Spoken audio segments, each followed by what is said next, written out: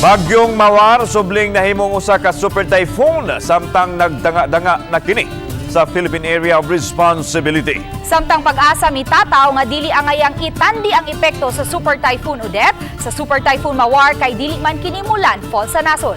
Ani ang report. Samtang nagkaduol na sa Philippine Area of Responsibility ang Bagyong Mawar, subli kining mi-intensify o mikusog ug nahimo na usab nga usa ka super typhoon nga adunay gikusgon sa hangin nga 185 kilometers per hour. Consistent yung track ng Pag-asa forecast track nga very low chance yung run-for scenario to any part of the country. Sa banabana sa Pag-asa, makasulod kini sa Philippine Area of Responsibility ugma sa gabii o baka sa Sabado sa buntag. Ang general direction towards northeastern portion or extreme northern Luzon.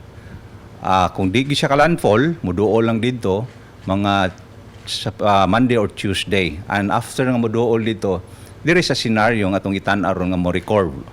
Pag mo-record na siya, that would mean moving away from the country. Subay ni ini, gitataw sa Pag-asa nga wala kini direktang epekto dinhi sa Kabisayan. Gani ang nasinati nga pag-uwan kaganiha, mugna sa localized thunderstorms.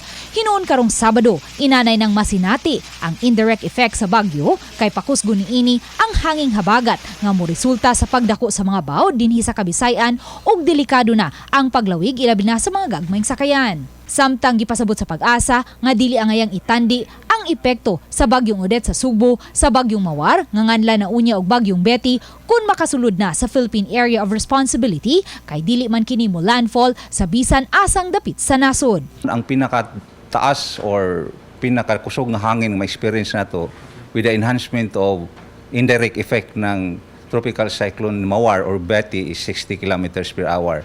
Katong time during Odette, that was 162 kilometers per hour. So layo ra kayo, dili na to i-compare si Odette. Ang impact niyaning bagyong si Mawar with respect to Cebu. Uban ni Marlon Melgazo, Luen Merondina, Balitang Bisda.